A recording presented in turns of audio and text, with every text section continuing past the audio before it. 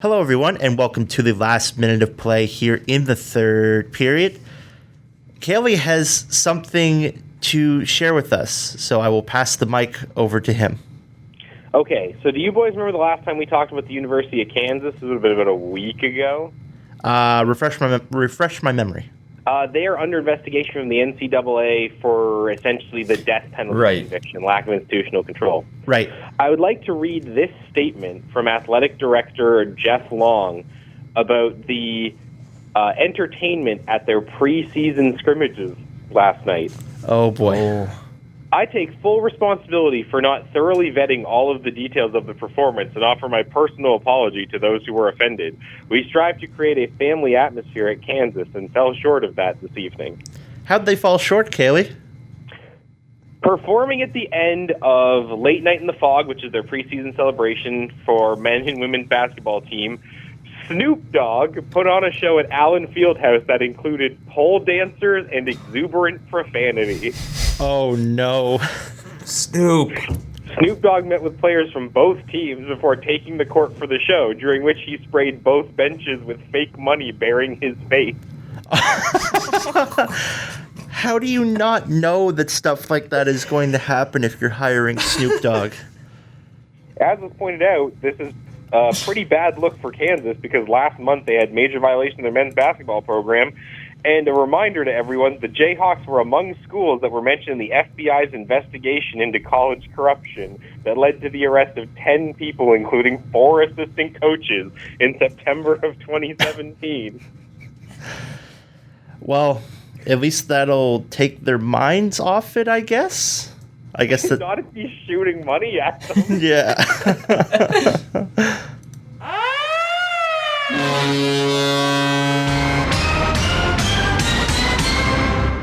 And that horn means you are now entering overtime here on CHSR 97.9 FM in Fredericton, New Brunswick, and online at CHSR-FM.ca. I am your host, Johnny James, joined in studio by my co-host, Sean Crocker. What's up? And co-host over the phone, Kaley Etheridge. Yes, I am the voice of the machine. Yeah. Dude, it's crappy because you guys have a video camera now, so I'm just a disembodied voice. Yeah, we got a little bit of video back. We're going to try and bring that back again. And so you can watch us in other various podcast / radio show formats and whatnot. Anyways, we have a lot of cool things to talk about. We have some... we got to talk about the UFC. Israel Adesanya definitively becoming the greatest middleweight currently in the world.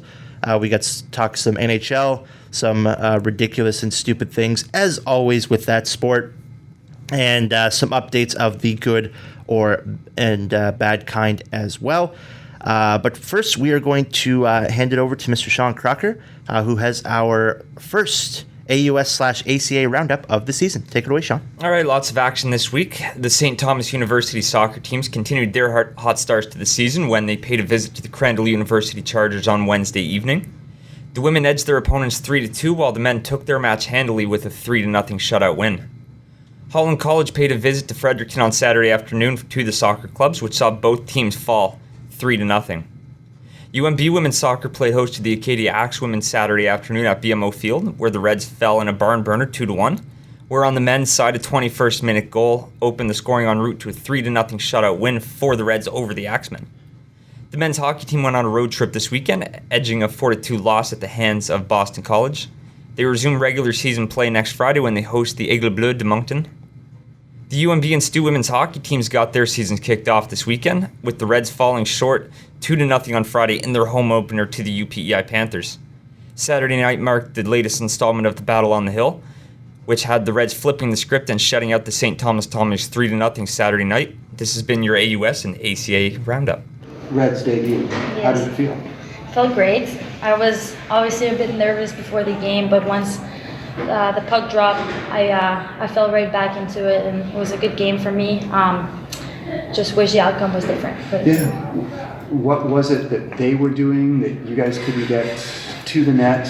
What was it that they were doing that prevented you from capitalizing on opportunities?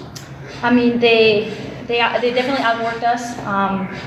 they were on the puck first, and whenever we tried to get to the net, they did a good job boxing us out and not letting us get to the net. So. How difficult a way is this to start the season? There's a lot of hope in that dressing room beforehand. It's difficult, especially after winning against them 6-1 in the preseason. But we know that we are the better team. We just can't get outworked, especially on our home ice. And we just gotta get ready for tomorrow. Start cooling down. Start thinking about tomorrow, because tomorrow's gonna be a big game as well. Does that make tomorrow more important in a way? You don't want to be down 0-2 to anybody here. I think, Battle of the Hills against two, it's always a big game. But even if it wasn't against two, if it was against Dow or any other team in our league, it's always a big game. It's always an important game. At the end of the day, at the end of the season, the points matter, and we just got to make sure to, like I said, rest up and get ready for tomorrow. Well, what do you think you have to do to adjust offensively to generate a few more scoring opportunities? Just get bodies to the net. We had some good opportunities, trying to get some shots there, but no one was there to pick up on rebounds, and like I said, we were getting there too late. They were quick on us, and we just have to keep working hard and not get outworked again. Awesome. Thank you, Sean. So we're going to go a little bit more in depth in a couple of the games that myself and Sean were able to attend. Sean, of course, is back doing broadcasting duties for both UNB and Stu women's hockey, and one of the games this weekend was between both of those teams as well. So I guess we should probably start with the home opener.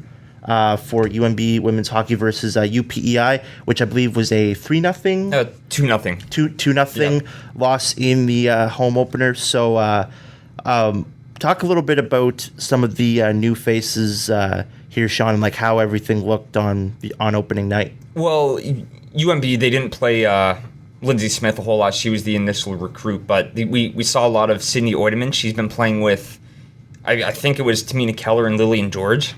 Mm-hmm. So it's aligned with a lot of talent, and she's really impressed. She went like 60% in the face-off dot. She was very good for a freshman. And then Marley Van den Utelar, a defensive recruit, she also saw a lot of ice time, so that's encouraging to see. Mm-hmm. But it's really neat to see UNB sort of fill in like the different roles that have to be filled like on a team. Yeah, and constantly on the broadcast, like I would always cite that they have a year of growth, and you could definitely tell by the way they played. Mm-hmm. So that's definitely something that they'll have up on other teams in a year or two. But right now it's good to see that year of growth. But unfortunately, Friday night they just couldn't get the scoring going. But when have they ever been a scoring monster, right? And that was the same thing on Saturday night too with St. Thomas, but it was actually UNB flipping the script, actually scoring 3 goals, and St. Thomas rocking the 2 freshman goalies. So they seemed a little shaken up. So yeah. So of course, at the UNB and Stu game, they had the raising of the AUS banner that Stu women's hockey won last season. That's the second banner to be hung in the Grant Harvey Center. Yeah, it's this. Yes, because the men have a championship from 2001. Okay. Yeah. So the first banner in almost 20 years for any Stu hockey program there. Stu comes out flat though in their first game, and Kendra Woodland gets her first shutout of the season for UNB. 3-0 victory for the rest. Definitely a boost of what's probably still going to be a pretty big rivalry going through the season and everything like that. So is it pretty much just based on turnover that like Stu might have a hard time, and we have to kind of taper expectations for them this season? Well, I think we saw it with UNB last year, 17 freshmen, and like you're constantly working to integrate them into the lineup now. St. Thomas still has part of their core left, and they definitely have a clear and defined leadership group, but integrating these players is going to be a challenge into the system. It's going to take time, mm-hmm. and it's something that the team has to be ready for. Where do you think they're going to struggle the most, or something they did really well last year that's probably going to struggle because of that turnover this year? I think it's going to be goal scoring, and it's because Peter Murphy plays a very an open defensive style kind of game. So it leaves it open for the offense, but it's defense first and always about back checking. So once these young players, all these freshmen get integrated into the lineup and they start actually playing the way that Peter Murphy likes his teams to play, then you'll see the offense start to come in. But I think as far as the first half of the season goes, it's going to be pretty dry for the Tommies. I think that's where they're going to lack. Yeah. But even in net, they didn't look fantastic. But again, like two freshman goalie, like what are you going to do? Yeah. And with the Reds, obviously, like I guess in the first game they get shut out in their first game, something that like goal scoring was obviously like the biggest issue for them last year, trying to get the offense going and like not really giving Kendra too much help. Not that like, heck, there's a lot of games she didn't really need it. All you really need was that one goal and she shuts the door and everything. Should we expect more of the same next year? Like, where do you think this team's going to improve, and where are the problem areas on the UMB side? Well, I think the problem for them is, it's generating offense, and they didn't lack that against St. Thomas. They got it going like super early, and they kept it coming throughout the game, and they didn't let up. So I think that's the way they need to play. Yeah. Because eventually the goals will come. Like the law of averages tells you that, but like as far as leaning on Kendra Woodland, they're going to be leaning heavily on her once again, and their backup goalie Hillary Cashin, the one they recruited from the NCAA. But for UMB, they're really going to need Kendra Woodland to stay in that form that she was in last year, and like early on it looks like she is. Yeah, I don't think there's any doubt that she will be as good as, or if not better than she was last year. Like, you have that another round of Team Canada experience for her over the summer and everything like that. I don't think they're going. Goaltending is something they'll probably pretty much forget about because it's going to be a constant and not a worry at all. It's not a problem, and she looks dialed in, like she really does. Yeah, we're gonna cut. Oh, sorry, Kaley, go. So I was gonna say, I think the big takeaway from this first weekend was something that we'd speculated about last year, which was that UPEI was hosting last year, but they weren't building their program for last year. They were realistically building for this year, their second year of hosting. And then through the first weekend, 2 shutouts for UPEI, Camille Scherger, perfect through both games, which we knew was something she was capable of last year. She just didn't have the best front in front of her. They shut out UNB 2-0. They crush Mount A 6-0. And maybe they haven't played any of the teams that we're expecting to be powers this year. They haven't played St. Mary's yet, but St. Mary's struggled against Dalhousie in their first game, which is not a good look. Yep. And it makes me wonder if UPEI has made a big enough step forward to actually as the season progresses, and I think that's something we really need to keep an eye on because we knew that they were building for this year knowing they had a guaranteed berth at Nationals. And like they outperformed St. Thomas at Nationals last year despite being a much worse team going into the tournament.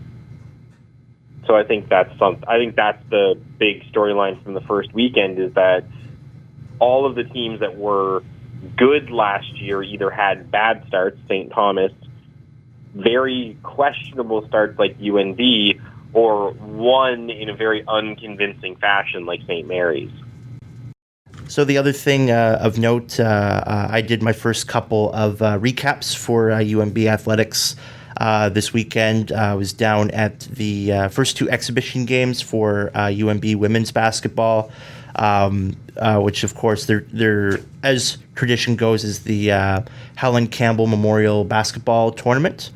And so they played a couple of games against some outside teams that they invited in for this tournament. The first game was kind of throwing all of their, what is a very young team for women's basketball. I believe every player except for 5 of the players on that team are either second year or first year.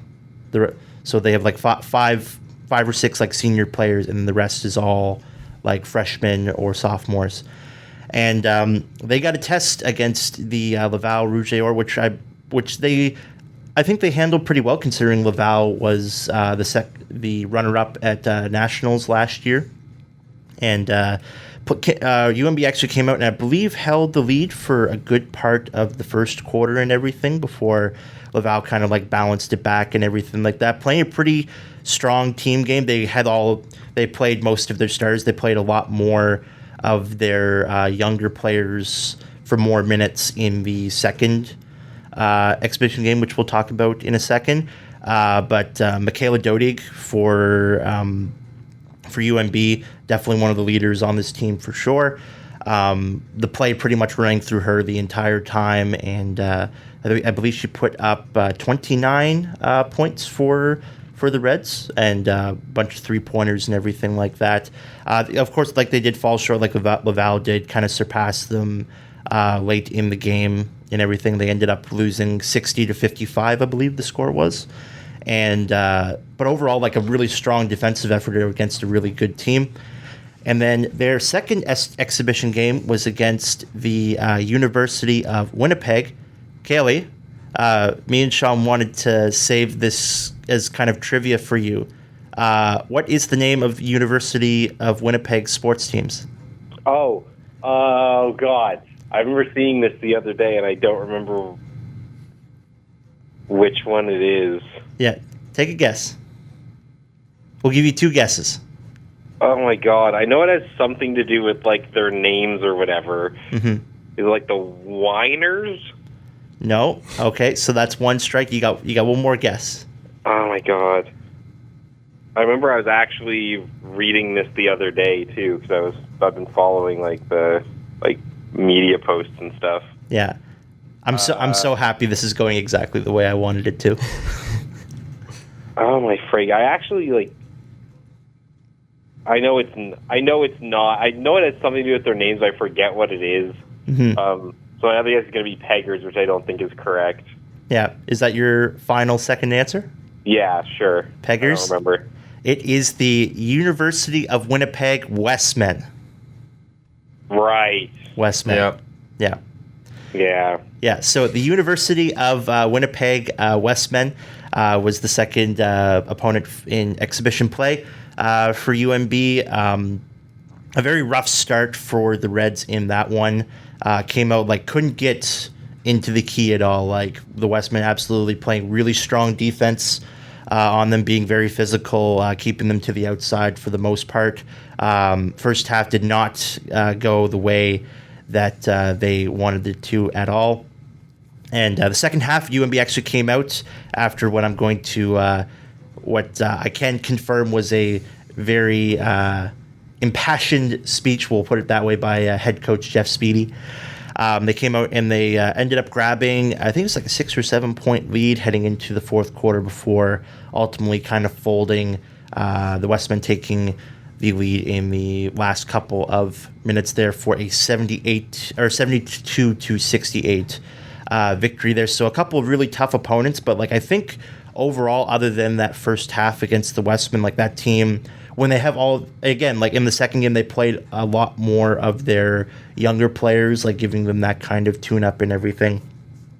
I think this team, like their starting core that's going to play the bulk of the minutes this year is going to be very sound. And I think as soon as their sophomores get comfortable in the bigger role and their freshmen get comfortable with just playing at this level and everything like that, I think this basketball team is gonna make some noise this year. And like their goal, like I was interviewing Dodig after the first game, and like the goal is to win the AOS championship and get a spot at nationals. So very high expectations. Okay, I'm sorry to interject.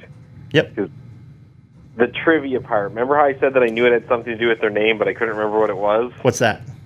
In 1900, the University of Winnipeg was called Wesley College.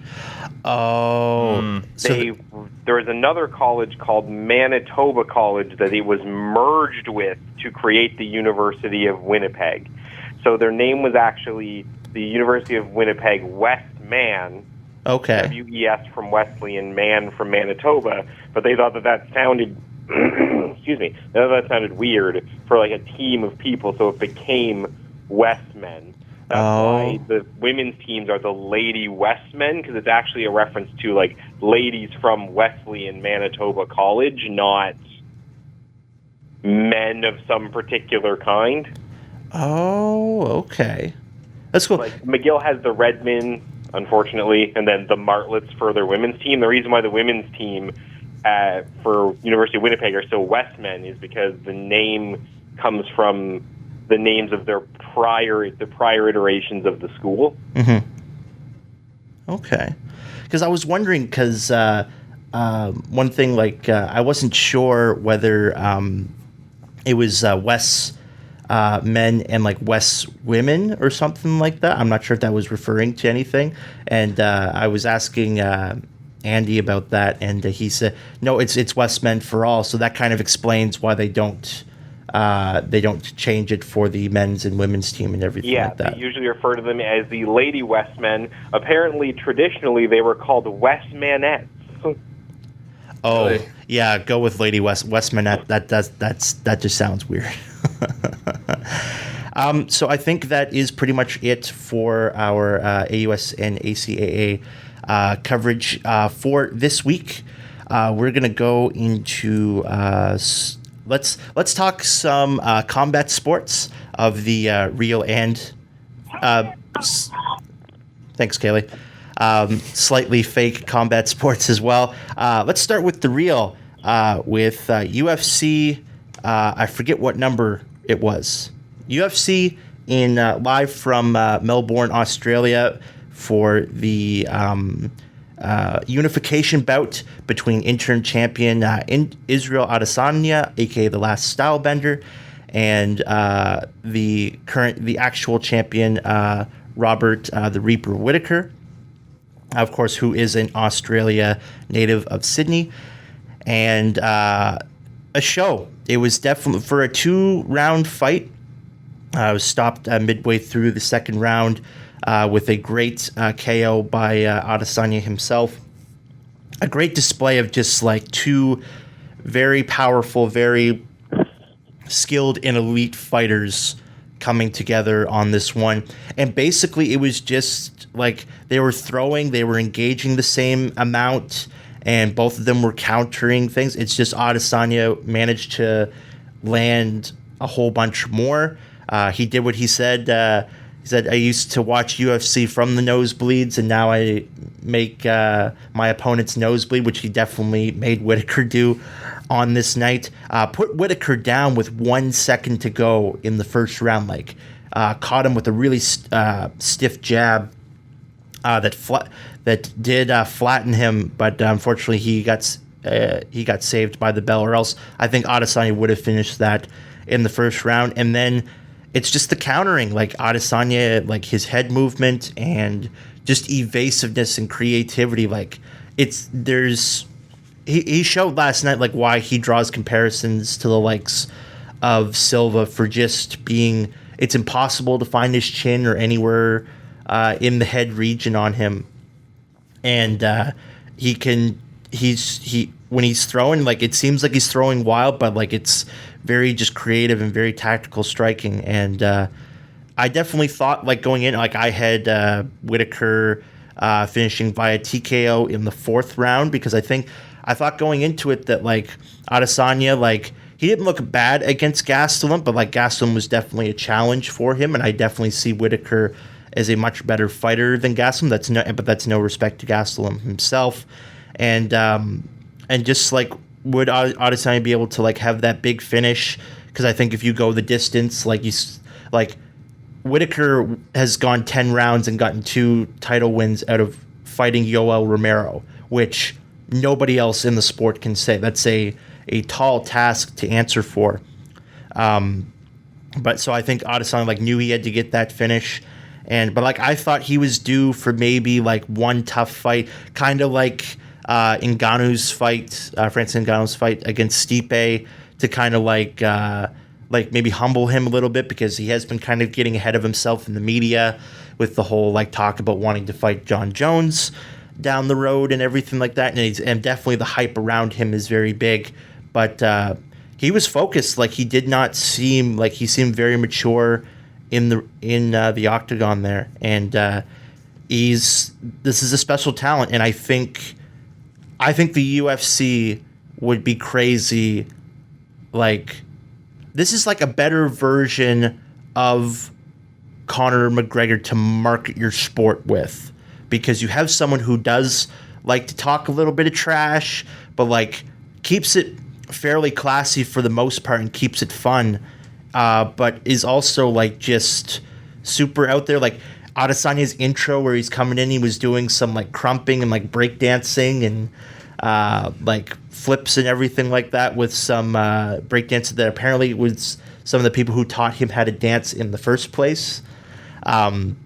So that was a cool kind of entrance for that. And but no, I just think he has the style, no pun intended, to just absolutely be the next face of this sport.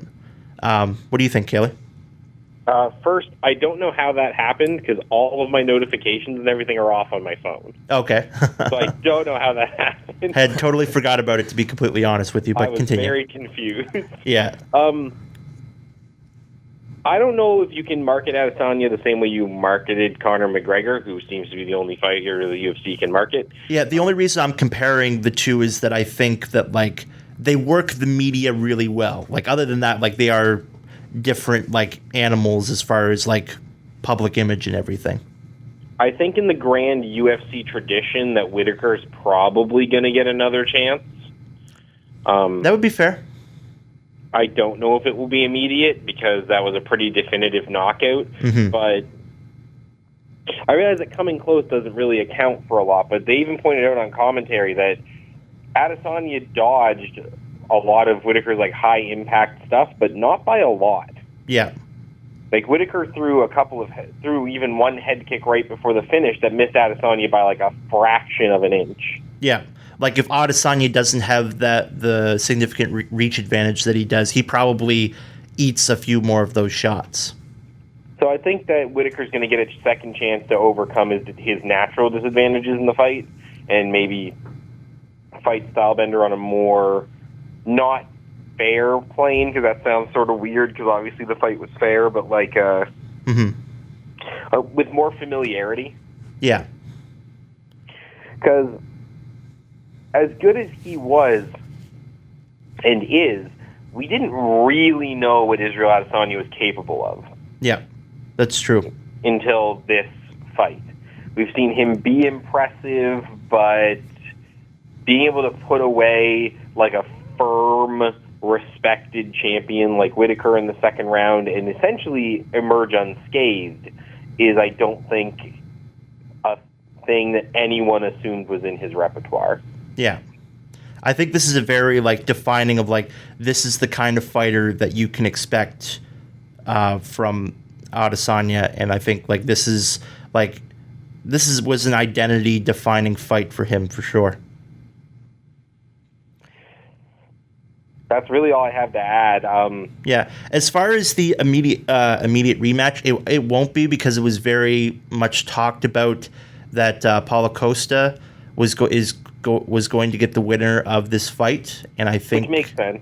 Yeah, and I believe Adesanya called him out after, because I think he was sitting ringside and everything like that. And which I really liked the fact that, like, they didn't allow him to come. He tried to come into the cage and everything like that, and I'm, like, very glad that, like, the UFC kind of stopped that after that kind of flopped with Brock Lesnar coming into the cage and then never even come close to even getting a match confirmed. But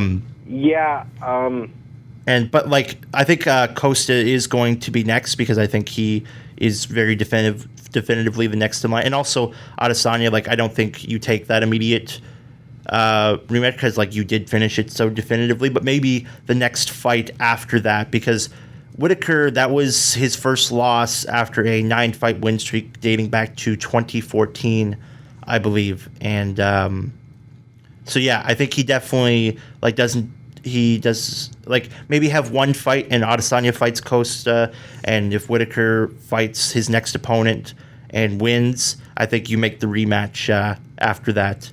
And that's pretty much everything I have on that. Yeah, I think that, well, Costa obviously has been set up for it. I just think that Whitaker is the kind of fighter, if anybody was going to go out and win a fight and put himself back in the title picture and come back and beat Adesanya and get, like, I think Whitaker is the kind of fighter who can do it. Mm-hmm. He's very adaptable. We've seen him fight very consistently. I think that he's more than capable of going off and winning whatever eliminator type fight he needs to get another shot at Stylebender, and then we'll see what happens. Yep, I think that's pretty fair to say. Moving on from that, we're going to let Kaley rant a little bit about, I guess, kind of like tell a little bit of a backstory that eventually led to former UFC heavyweight champion Cain Velasquez, who is now a noted luchador, making an appearance on a recent episode of WWE Smackdown. Yeah. Yeah. So tell us a little bit about that, Kaley. So a quick background. The WWE just got into a new brand deal with a couple of their partners because of competition from Cody Rhodes' All Elite Wrestling. They've restructured their company. So now they're still partnered with USA Network. That's where Monday Night Raw is going to stay. But SmackDown is now being moved back to Friday nights, where it was for a very long time, and is now being aired on Fox. Okay. And now their developmental territory, which is incredibly good, NXT, which was always an online-only product, is now being aired on cable in direct competition with All Elite Wrestling. Oh, okay. Okay. As part of that change, they promised USA and Fox a big premiere episode for the newest era of WWE. Okay. We've heard rumors that they're going to do what they call a WWE draft, but it's essentially a storyline way for them to move people from one show to another, because we know that Fox has certain requests of SmackDown. They want people on SmackDown that are also marketable to the overall sports world. Okay. So they want people like Brock and Ronda on SmackDown so that they're airing on Fox, where all of the UFC main coverage is now. Okay. So what they did was, on Monday they had the big Raw premiere, and for the record, I want to point out Cain Velasquez getting involved in the... Cain Velasquez, as far as we know, had zero involvement or anything before. You might have known stuff if you were reading like the dirt sheets, like the rumor mill. Yeah, he's kind of in this story, like our excuse to talk about this, per se. Yeah, from a strictly like wrestling perspective, Cain makes zero sense. Yeah. There was no setup for this; it just happened. Mm-hmm. On Monday night, Rey Mysterio was supposed to face Seth Rollins for the WWE or for the Universal Championship. And what they did was they had Brock come out and interrupt Rey giving an impassioned speech to the Hispanic community of Arizona, which is what Rey was doing. Brock came out and beat the tar out of Rey to a frankly uncomfortable degree. Normally in wrestling, when something like this happens, one of the good guys will come out and save the beleaguered Rey Mysterio. No, Brock just got to beat him up for 5 minutes or so. Yeah. And then he went down to the front row where Rey's son Dominic, who I believe is a wrestler in training right now, was waiting. He's in like his early 20s or late teens. I grabbed Dominic out of the front row and then beat up Rey's like actual legitimate son. No, Jesus. For 5 to 10 minutes or so, and then marched off and said, and then Rey, the last bit of the segment was Rey crying as his son was put onto a gurney and carted off. And yes, this is all like staged for the sake of wrestling, but for a television show, it was a profoundly uncomfortable moment. Yeah, it sure sounds like it for sure. Like Brock's manager like begs him like 3 or 4 times to just, you're done. You've wiped them both out. They're both unconscious. Just leave it alone. And every single time that he would say, you don't need to hurt them anymore, Brock would go back and attack them again. Mm-hmm. No, that's... Wow. Anyway, later on in the show, they justified it by Brock sending a warning to everyone on SmackDown that he was coming for them. Brock had a title match with Kofi Kingston on Friday Night Smackdown, and the first ever African WWE champion lost his belt in 5 seconds to Brock Lesnar. Yeah. Which is, like, just, I guess, kind of a very disrespectful way to, like, if this guy finally, and not just the fact that he was the first African-American champion, but, like, he's the first, do you understand? You say African-American, he's the first African champion, period. Kofi's from Ghana. Yeah, and, but, like, also, like, one of, like, the ultimate WWE journeymen who finally got his title at the last WrestleMania that, like, he probably deserved a heck of a long time ago, and he loses it in a squash match. Yeah. And why do they do all of this? So that Rey Mysterio can come out with a sling on his arm and be all like, I'm too hurt to fight you, but I know somebody who isn't. And then Cain Velasquez comes out for reasons. Well, Cain did beat Brock in pretty convincing fashion at one of Brock's last fights in the UFC. So that kind of makes sense there. So next we have to talk a little bit about the CFL playoffs, which are they beginning next week, Kaley? No, there's actually still 3 weeks left in the season. Okay, but we do have some updates. We have some teams that have some more teams that have clinched playoff spots. So maybe if you could give us a little bit of an update on who's in and what the playoff picture looks right now, because it is actually pretty interesting, and the fact that the BC Lions are still in it is quite remarkable at this point. Yeah, so Hamilton's at 12-3. They're leading the East. Montreal just clinched by picking up their 8th win over Calgary. They're in for sure. Nobody else from the East is making it. Ottawa and Toronto are both eliminated. Mm-hmm. Technically, Hamilton hasn't clinched the East because they could lose out and Montreal could win out and take the East Division, but let's be realistic at this point. That requires Montreal to win 4 straight and the 12-3 Tiger Cats to lose 3 straight. Yeah. So Hamilton's going to be the 1 seed, Montreal's the 2 seed. Over in the West, it's chaos. Saskatchewan's in first at 10-4. Calgary's at 9-5, Winnipeg's at 9-6, so everyone's within a game and a half of each other at the top. But where things are interesting is the crossover position. Yep. Right now, the Edmonton Eskimos are in it at 7-8, so they're below 500. BC is at 5-10, so they're 2 games back of Edmonton, and both teams have 3 games to play. Okay. Normally, you would look at a gap like that and say, well, that requires BC to win out and Edmonton to lose out, so what are the odds that BC actually closes that gap? But the Lions and the Eskimos play next week. Yeah. And the Lions won their matchup this week against the Argos in pretty convincing fashion, to say the least. 55-8. What was it, sorry? 55-8. Yeah, it was like 34-0 after the first 2 quarters or something like that. Mike Riley threw for 276 yards and 5 touchdowns. Oh my God. So just an absolute massacre, which I guess like should be kind of expected, considering like BC is like has new life after a horrible start to the season and like are in full mode. Like we basically have to win every game if we want to make the best chance of getting into the playoffs, and that's 11 games into the season. BC was 1-10. Yeah, and the running joke was, well, BC can technically make the playoffs if they like win out, I guess. Yeah, and now the Lions have won 4 straight. Mike Riley looks like a legitimate MVP candidate.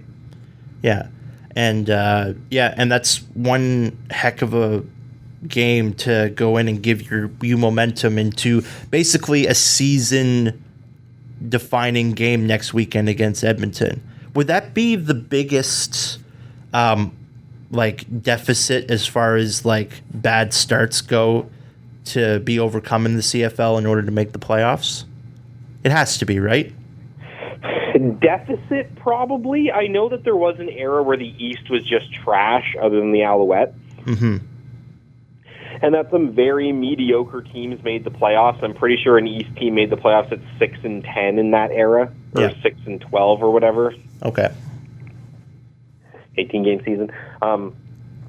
So maybe not. For BC to make the playoffs, I don't think they'd be the worst team to make the playoffs, even though they'll still be below 500. Okay. But I think the sheer gap that they would have to eclipse to get there is ridiculous in a sense. Yeah. Because they had one win. They were unabashedly the worst team in the CFL. Yeah. Even worse than the Argos at one point, were they not? For most of the season until just recently, actually. Yeah. And a lot of people don't even think the Argos are the worst team in the league, even though they have the worst record. Most people think the Red Blacks are actually worse. Because they've played worse down the stretch and kind of become had a hard start or hot start, but have finally come crashing back down to earth, sort of thing. Yeah, the biggest issue with Edmonton, and it's sort of an interesting thing here, is that Edmonton can't win divisional games. What do you mean? Edmonton's 2-5 against the West. Oh, okay. I thought you said that they literally couldn't win divisional games. No, they just really bad in divisional games. Yeah, their record against the East Division is 5-3, which is respectable. Mm-hmm. They're 2-5 against the West, and that's the interesting thing about BC too, is that BC hasn't won a game against a West Division team this year. Oh, really? They've all been Eastern Division games. Their record against the East is 5-3. Their record against the West to this point is 0-7. Wow. Oh. Well, that's going to be tough. Unless they'll probably end up playing an Eastern team in the crossover, won't they? Or no, they play a Western. No, if they cross over, they'll play Montreal. Oh, okay. So that actually bodes well in their favor then. Yes. Yeah. So what are the other kind of notable games to watch heading into the last couple weeks here? We are officially on the Shaw Road to the Grey Cup. Okay. Which is how they've decided to brand it, which is fine, I guess. I don't know. I've always found that really, really silly when they brand pre-playoff stuff. Yeah. Just as a personal thing for me. We'll see. We're going into Week 18. Obviously, BC's playing Edmonton. That's the key game there. Saskatchewan's playing Calgary for first place in the West. Those are both happening next week. And then the other thing is finding out what the Blue Bombers are going to be. We know that Nichols isn't coming back, so they have to use Chris Streveler for the rest of the year. Streveler looked terrible against the Riders last night, just awful. Yeah. Couldn't run the ball, couldn't throw the ball. They play Montreal next week. Montreal is fighting for a chance to win the East. Hamilton's off. Mind you, the opener next week is going to be a good old barn burner as Ottawa visits Toronto. Oh, Jesus. Yeah. For BC, the road is really hard. Yeah. Because they close out the season they play Edmonton, but then even if they win that game, they're still one game behind Edmonton, and they have to play, to close out the season, first place Saskatchewan, second place Calgary. So they have to basically, I guess, get their only 3 divisional wins of the season in order to make the playoffs. Yeah. And after that game, Edmonton's in sort of an interesting position where after the game against BC, they only have 2 games left this season, which are a home and home against the Riders. Oh, okay. So I think if you're BC sort of deep down, you kind of want Saskatchewan to lose next week against Calgary. Okay. Because then you play them the week after, and if you can win that game, the Riders are not going to be in a position to maybe rest starters or whatever down the stretch. Oh, okay. So they'll be forced to play starters when they play Edmonton, Yeah. which would bode well in the favor of BC for catching them. Because I don't actually know what the tiebreaker is between individual teams in the standings. I don't know if the first tiebreaker is head-to-head or divisional record. It'd have to be head-to-head. It wouldn't make sense. Well, sometimes it's divisional record. The issue is if it's divisional record, they have no way of catching Edmonton's divisional record. Yeah, that's true. Because Edmonton's already 3-5, Edmonton's currently 2-5. Mm-hmm. So they could tie it at best if they won against Edmonton and then won against Saskatchewan. Okay. But I think with BC, I don't know if there's any avenue where tying the Eskimos gets you in. I think you have to be ahead of them, which still sort of requires Edmonton to lose out and you to win out. Oh, I see. Even if you sort of help that yourself next week because you play the Eskimos, so you kind of get to make it a one-game lead with 2 weeks left. Okay. But it's sort of tough to say if it's still possible. Like, it's within the realm of possibility that they catch them, but it still seems pretty unlikely because I don't think the tiebreakers fall BC's way. Yeah. It just might be like too little, too late for them, despite the fact that they're putting on a strong late season push. Yeah. Yeah. Let's wrap up a couple more football notes here before we finish up the show. We have a little update from the Atlantic Schooners. Kaley? Yep. Yeah. We do. Yeah. So what's going on there?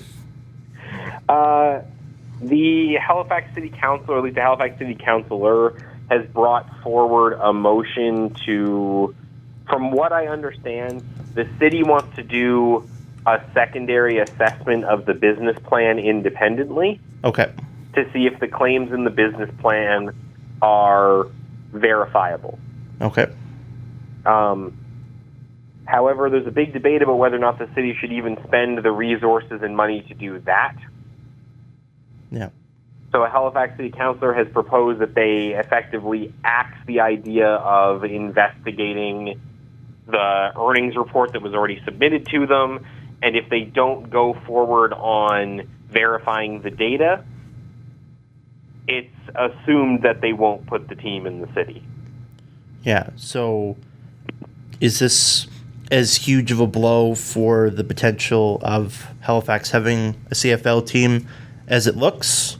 Or do you think there's resolutions that can come of this? I don't think that it's the worst thing, because I think that the Schooners aren't necessarily afraid of the business plan being vetted. I don't think that's something they're afraid of, per se. Okay. We don't know if that means that... Sorry, I'm having a hard time piecing my words together here. I don't know if that means it's necessarily a good thing, because even if they verify the information, it could come back that the earnings that the team is suggesting they will make are false, and then the next step is sort of a foregone conclusion. Yeah.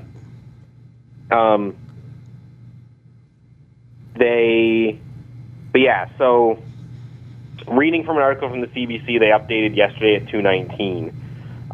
So Councillor Sam Austin plans to put a motion before Council Tuesday to nix a planned month-long staff review of the proposal.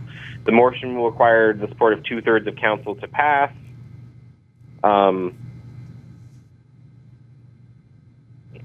So essentially, he wants to cancel the review.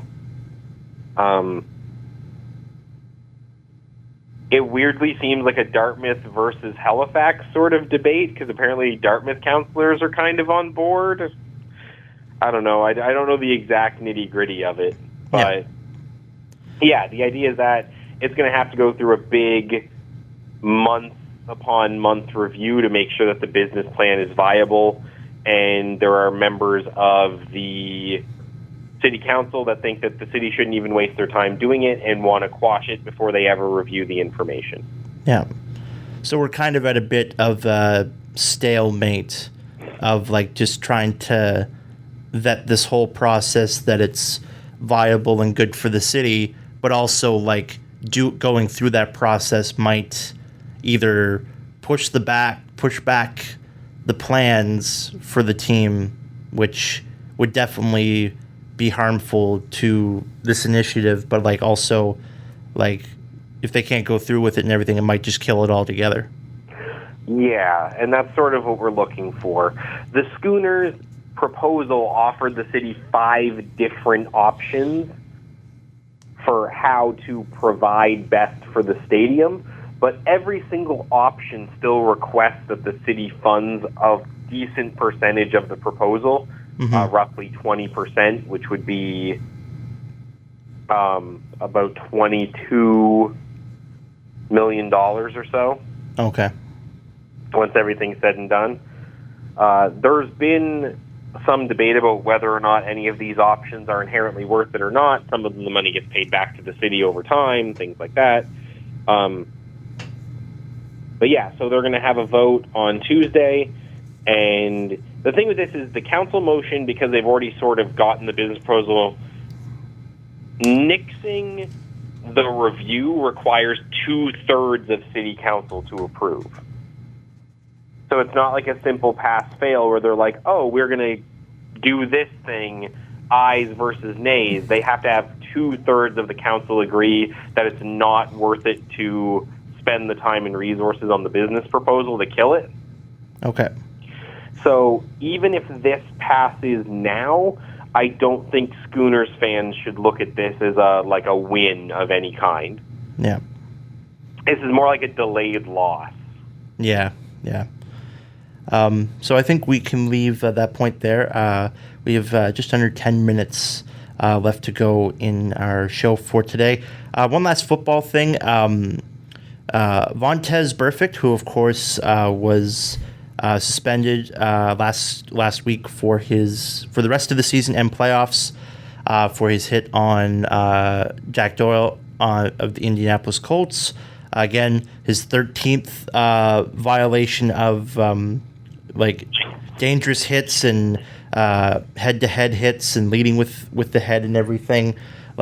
Just adding to a long list of very egregious offenses in his career. And we might be adding to it, as reported by, was it Michael Rappaport, who is saying that they found another hit in that same game that they believe will be adding to the kind of mounting investigation into his standing in the league, and it could possibly suspend him more games. Yeah, it looks like he's been suspended for the rest of the season. In that same game, it looks like he threw another dangerous hit that wasn't caught at the time. It just happened in the action of the game. They went back over the footage of the game and they found it, and they've said that they believe that there's enough cause to add to Burfict's sentence. Yeah.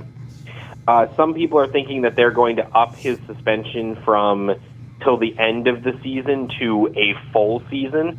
So he would be suspended for the rest of this season, all of preseason through week 4 of next season. Oh, really? So is sort of the rumor that's floating around. Yeah. That's actually pretty standard for the NFL. If you suspend a person and it kind of goes beyond one season, it tends to be 4 games. Okay. Like Tom Brady's Deflategate suspension that he didn't serve was 4 games. Yeah. Yeah. Well, you got to think about that in the context of a 16-game season. That's 1/4. That's like suspending, big suspensions in the NHL are 25 games. So that's basically the equivalent of that. Yeah. Yeah. Or 20 games or something like that. Yeah. If you're taking a fourth. Burfict got what a player would have gotten if they got suspended for 60 NHL games. Yeah. Mm-hmm. Yeah. So that's I guess on par with So that's basically a suspension that we are trying to make an example of you to eradicate this issue, because wasn't that like the starting point when Major League Baseball was handing out their first cavalcade of steroid suspensions back when like they were trying to like end the steroid era, and like the big all the studies were coming out about just how many players are using steroids and all that information. Like they're like, okay, we're gonna eradicate this. Anyone who gets caught, you are gone for like a year. Yeah, I think with Burfict, it's more the fact that he has been caught doing this stuff so many times. Yeah. He's so consistent. Like, for context, and I think you would agree with this, even if it was a player on your team, if you were hearing from the league that they were about to suspend a player for the 13th time in their career, suspend or fine a player for the 13th time in your career, you wouldn't want them playing hockey anymore. No, absolutely not. Especially, like, when you think about it, where football has this massive concussion problem and they're trying to work on protecting players who get hit in the head, it would be like, if you heard that Tom Wilson was getting suspended for his 13th blindside hit to the head, your question wouldn't be, how long is he getting suspended? Your question would be, why is he still playing hockey? Yeah. When he's clearly like an unlearning, like unsympathetic threat to the other players around him. Yeah, and that's the thing is, don't remember who wrote it. I read an opinion piece the other day that it seems like even other players in the PA don't want anything to do with Burfict. Yeah, which shouldn't be surprising to anybody. Because the thing with players' associations, they're always supposed to be like, you know, we are a united front, we are the union, but at the same time, they also have to be sort of aware of the fact that their members actively compete against and endanger each other on a regular basis. Mm-hmm. So where do you draw the line? And I think the line should be drawn at a guy who deliberately leads with the head, hits a defenseless guy, and the angle that he hit him at could have compacted that dude's spine. Yeah.